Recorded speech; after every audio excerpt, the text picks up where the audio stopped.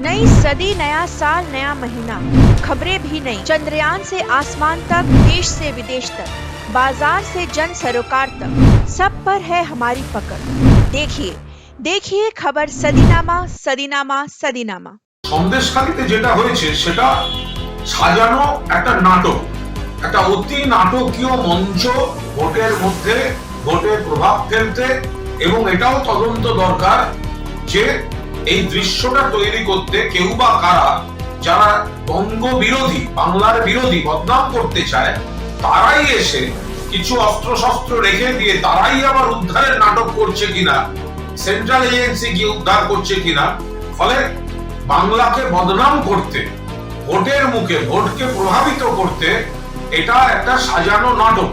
কিন্তু এক্ষেত্রেও বলবো, যদি আমাদের শত্রুপক্ষ নাটক করার জন্য, বদনাম করার জন্য ওই এলাকায় অস্ত্র ঢুকিয়ে থাকে, তাহলে সেটা পুলিশের গোয়েন্দা নেটওয়ার্কের নজরে আনা উচিত ছিল, থাকা উচিত ছিল।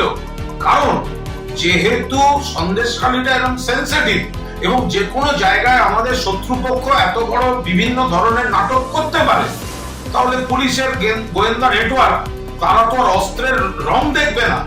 যারাই ঢুকিয়ে থাকুক এই পিস্তল, যারাই ঢুকিয়ে থাকুক কার্তুজ, তাহলে পুলিশের সেগুলো থামানো উচিত ছিল।